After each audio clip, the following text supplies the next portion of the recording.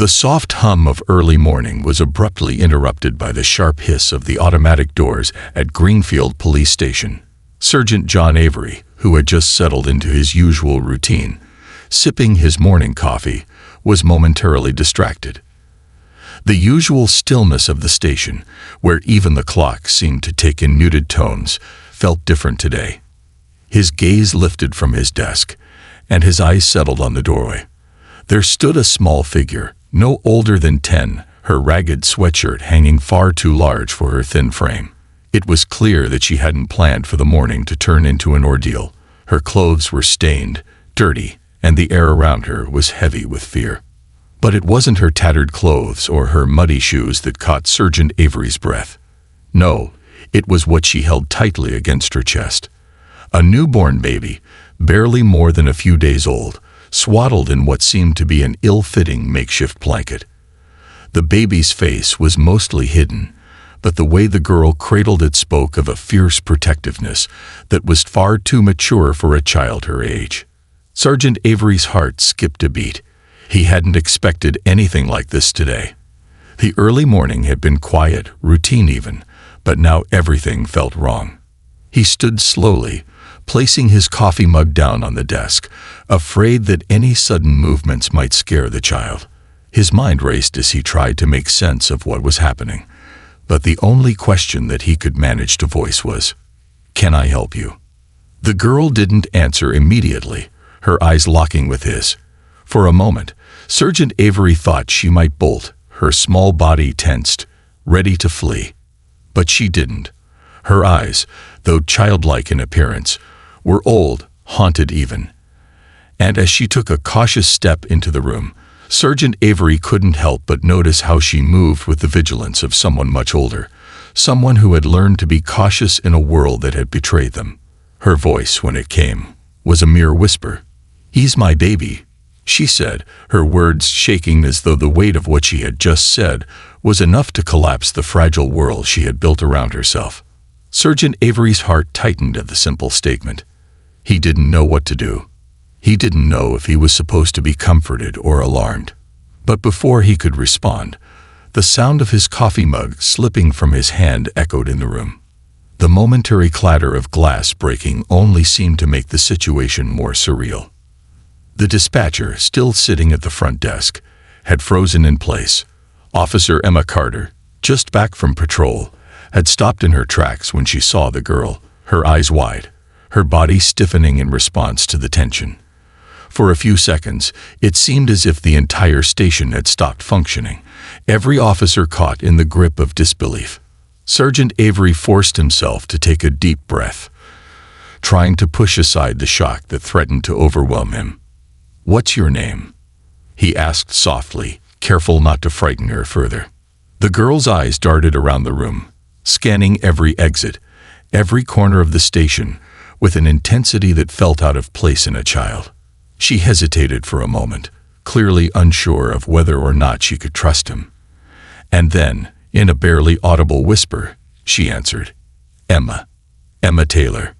Sergeant Avery felt a chill run through him. He had heard of Emma, a quiet, well-behaved girl, but there were whispers among the community, whispers about her mother, Clara, and her new husband, Richard Lawson. But there was never anything concrete, nothing that would have led anyone to believe that a little girl, just 10 years old, would walk into a police station with a newborn in her arms, and a story no one was prepared to hear. Emma's small hands tightened protectively around the baby as she stepped further into the station, leaving small muddy footprints on the freshly mopped floor. Her gaze was still fixed on Sergeant Avery, and there was something in those eyes, something raw and unspoken, that sent a shiver down his spine. She looked as though she had seen things no child should ever witness. A baby in her arms, no more than a few days old, and yet the way Emma cradled the child suggested that she had been its protector for far longer than she should have been. She swayed slightly on her feet, her knees buckling as though the weight of her responsibilities was too much for her to bear. The baby let out a small cry, and Emma's entire demeanor changed. The fear in her eyes softened just a bit, replaced with a fierce, almost primal love. Sergeant Avery took another cautious step toward her. He didn't know what to say or do. He was trained to handle emergencies, to control situations, but this was something else entirely. "It's okay," he said gently, though his voice trembled slightly. "We're here to help you." But Emma didn't respond. Instead, she turned her attention back to the baby, shifting it gently in her arms. "His name is Samuel," she whispered, as if the simple mention of his name would shield him from whatever danger had brought them here. The police station had never felt so cold, and as the minutes passed, Sergeant Avery knew that whatever had happened to this child, it wasn't something the town of Greenfield could have ever prepared for. As Emma sat in the small, sterile room of the police station, her eyes darted nervously between the officers who were quietly processing the situation. Sergeant Avery had stepped away to make some calls, his voice low as he spoke into the receiver. Officer Carter remained by Emma's side, her posture gentle and non-threatening, but Emma could feel the weight of the questions that loomed over her. The air in the room was thick with tension, and despite the calm, Emma couldn't shake the feeling that something was wrong. The walls, the desk, the door, everything felt foreign and intimidating. She was just a child, yet her life had already been molded by experiences far beyond her years. Emma couldn't remember the last time she had felt truly safe. Since her mother, Clara, had married Richard Lawson, the world she had once known had slowly twisted into something unrecognizable. Clara had met Richard at a community fundraiser about 1.5 years ago. He had been charming, a widower like her mother, and someone who appeared to offer her a chance at stability. Emma had overheard their conversations, Richard talking about his business, about the future they could build together, about the things he would do to make sure Clara was comfortable. To Emma, it had all seemed like a fairy tale, but fairy tales often hide dark secrets, and she would soon learn that Richard's version of a happy ending was something much more sinister. At first, it had been small changes. Emma's mother, once so attentive, had started working longer hours. Richard had convinced her that he could take care of everything at home. Soon, Emma noticed that the laughter that had once filled their home had started to fade, replaced by an uncomfortable silence. Richard's presence began to dominate their lives.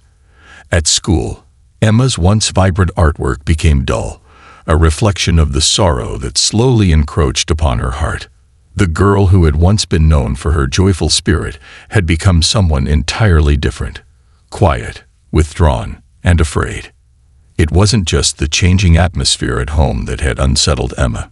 There were the late-night arguments between Clara and Richard, muffled through the walls. Though Emma could still hear the raised voices, her mother had started acting strangely too. Clara, once the strong and loving figure in Emma's life, began retreating into herself. She was distant, weary, and seemed to withdraw from Emma entirely. Whenever Emma asked her about it, Clara would smile weakly and say, "It's just work, honey. Everything's going to be fine." But Emma could see the cracks in her mother's smile, the fear in her eyes when Richard was around. One night, Emma had overheard a conversation between her mother and Richard. She had been lying in her bed, unable to sleep, when the words floated through the thin walls. Richard had been angry, his voice harsh and demanding. "You don't understand, Clara," he had said, his tone dripping with authority. "This is how it has to be. For all of us. You can't keep babying her. She's not a child anymore. We have to teach her to respect the rules."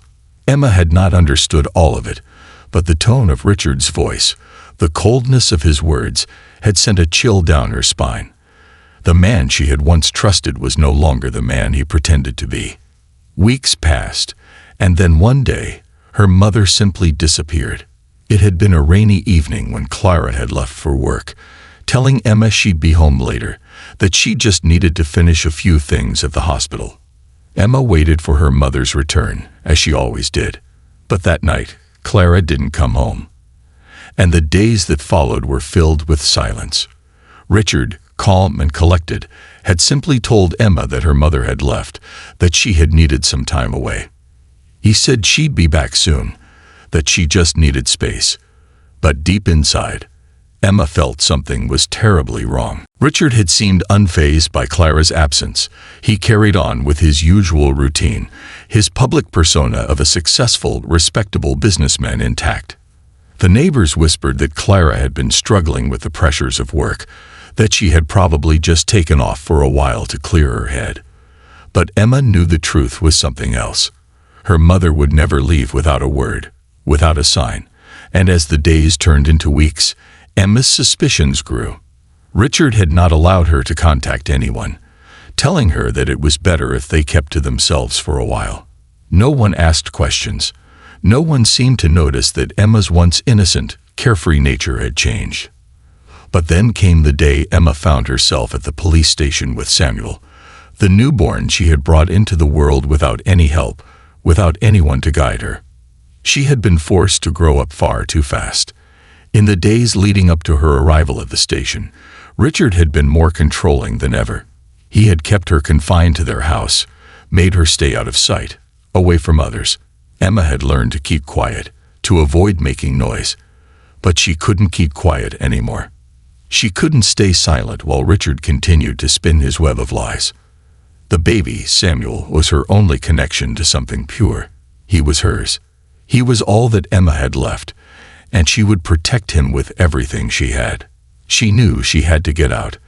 The moment Richard had left for a business meeting, Emma had taken what little money she could find, wrapped Samuel in a blanket she had made from old clothes, and walked straight to the police station. It was her only choice. She couldn't live like this anymore. The weight of her secret had grown too heavy, and she needed help. She needed someone to believe her, to hear her story. As the officers in the room looked at Emma and Samuel, they knew the situation was far more complex than anyone had anticipated.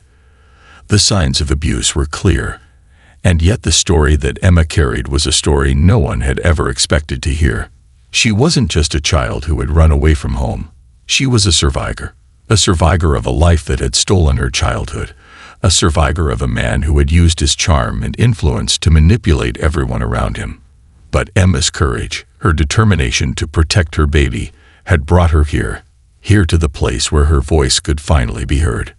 The days following Emma's arrival at the police station were a blur of activity, tension, and mounting revelations. The town of Greenfield, known for its quiet streets and friendly neighbors, was now engulfed in a storm of shock and disbelief. What had seemed like a normal suburban community was suddenly a place where the darkness of abuse had been hiding in plain sight.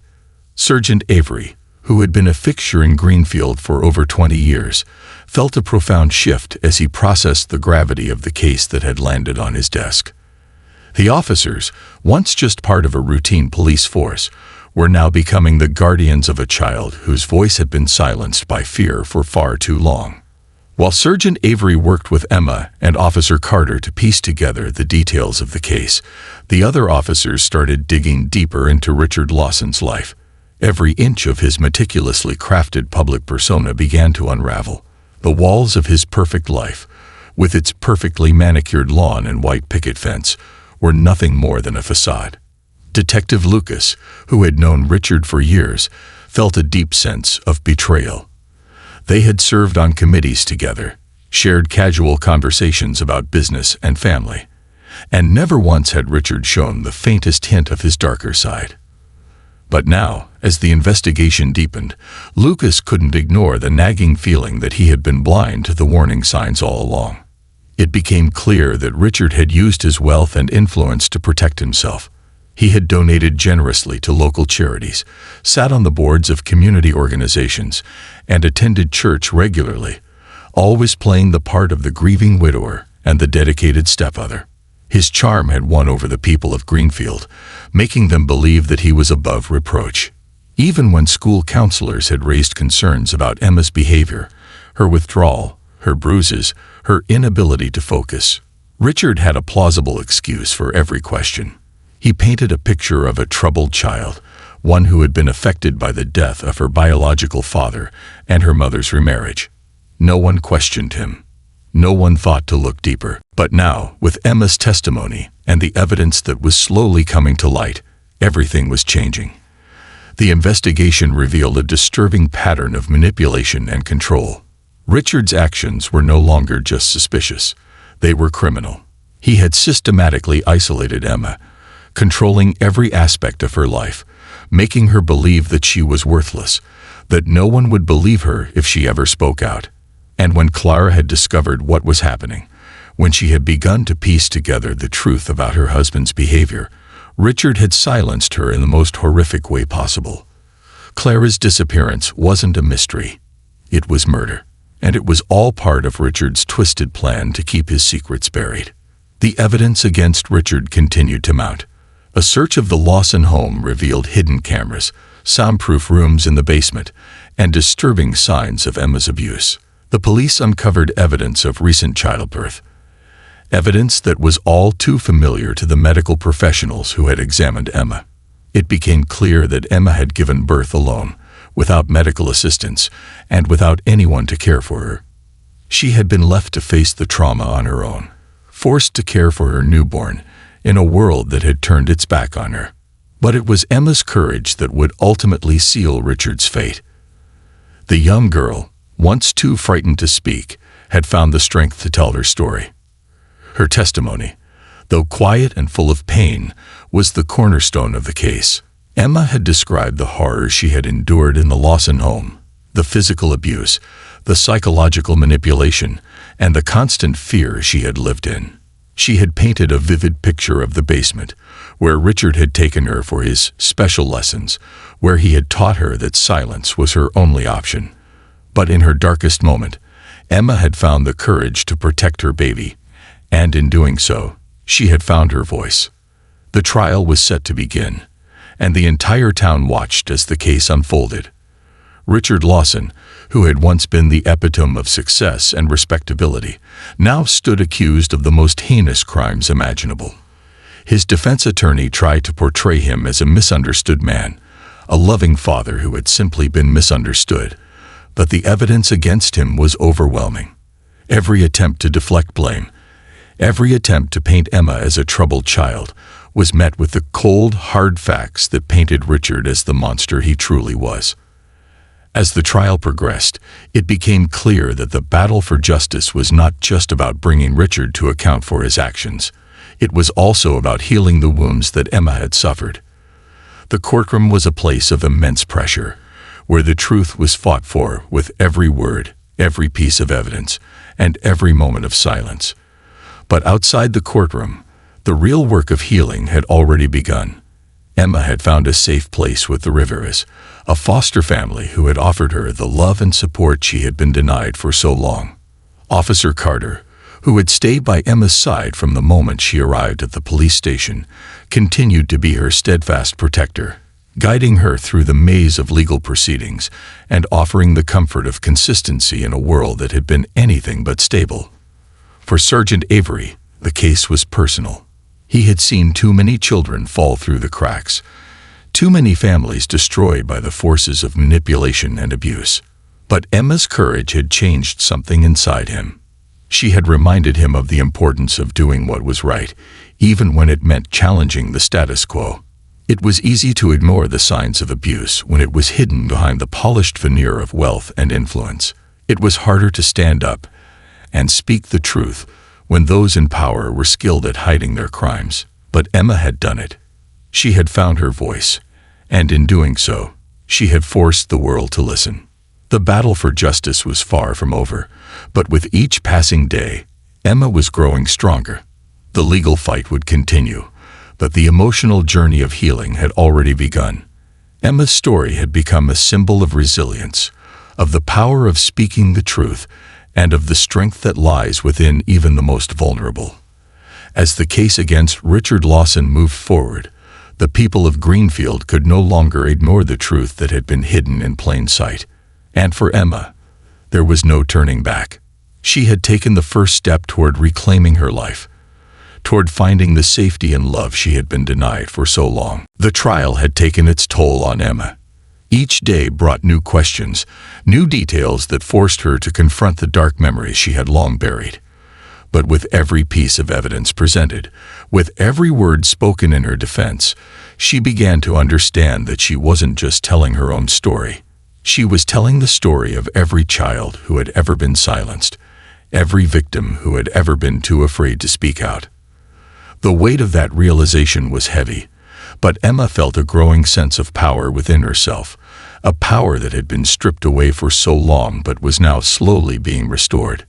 The courtroom had been a place of intense pressure, but Emma had come to see it as a battleground, a place where she could finally fight for her freedom and for the future of her baby, Samuel. She had been so small when she had walked into the police station, so scared and unsure of what would happen next. But as the trial progressed, she began to see that she wasn't the frightened child she had once been. She was becoming someone new, someone strong, someone brave, someone who could face the world and make sure that no one would ever hurt her or Samuel again. The final days of the trial were marked by a deep sense of anticipation. Richard Lawson, once the most powerful man in Greenfield, now sat in the courtroom with a look of defeated resignation. His once polished demeanor had crumbled under the weight of the evidence against him. The witnesses who had once admired him now spoke of his manipulation, his control, and his cruelty. The facade that he had so carefully crafted for years had shattered, and now there was nothing left for him to hide behind. Emma, however, was no longer afraid. She had spent so much of her life trying to please Richard, trying to make him love her, trying to survive in his world of darkness and fear. But she had learned something invaluable during this process. Her voice mattered. She had the right to be heard. And now, as the trial came to a close, she stood tall in the knowledge that she had fought for herself and for the truth. When the verdict was finally read, there was a moment of stunned silence in the courtroom. Richard Lawson was guilty. Guilty of first-degree murder, guilty of child abuse, and guilty of sexual assault. The charges were as severe as they were shocking, and yet it was the only verdict that made sense. The evidence was irrefutable, and the jury had seen through the lies and manipulation that had once shielded him. Emma had given her testimony, and her courage had sealed his fate. But as the courtroom erupted into a mixture of relief and outrage, Emma remained calm. She had expected the verdict, but it didn't feel like victory. It wasn't about the punishment. It was about her freedom. It was about the chance to rebuild her life, to take back what had been stolen from her. And that was what truly mattered. After the trial, Emma was taken back to the safety of the Rivera's home, where she had begun to heal. The family had been her rock throughout this entire ordeal, offering her a stable and loving environment in which she could slowly begin to rebuild her sense of self. The Riveras had opened their home to Emma and Samuel without hesitation, and in the months that followed, Emma began to find the safety and peace she had longed for. She started to sleep through the night, no longer waking in fear from nightmares that had once plagued her. She began to draw again, this time with the colors of hope instead of despair. Her artwork, once filled with darkness and sadness, began to reflect the light that was slowly returning to her life. Officer Carter, who had stayed by Emma's side since the day she arrived at the police station, continued to support her. Carter had become more than just a protector. She had become a friend, a mentor, and a source of strength. She spent time with Emma, helping her process the trauma she had endured and guiding her as she learned to trust again. It was a long and difficult journey, but with each day, Emma grew stronger. She no longer saw herself as a victim, but as a survivor, someone who had endured unimaginable pain and had come out the other side with the strength to fight for her future. As the months passed, Emma's bond with Samuel grew even deeper. He was the one constant in her life, the one thing she had protected with all her might, and he had become the reason she fought for her future. The love she felt for him was fierce and unshakable, and it was the driving force behind her healing. Samuel was the light in her life, the reminder that even in the darkest times, there was still hope, still the possibility of a new beginning. The Riveras, too, had become like family to Emma. Margaret and James, who had opened their hearts and their home to her, had shown her that there were people in the world who could be trusted, people who truly cared for her well-being. They had created a space where Emma could find peace and stability, a space where she could learn to live again, free from the fear that had once controlled her. The Rivera home had become her sanctuary, a place where she could begin to rebuild her life, step by step. Emma knew the road ahead would not be easy. There would be challenges, setbacks, and moments of doubt. But she also knew that she had the strength to face them. She had faced the darkness, and she had survived. Now she was ready to step into the light. The future was uncertain, but Emma was no longer afraid.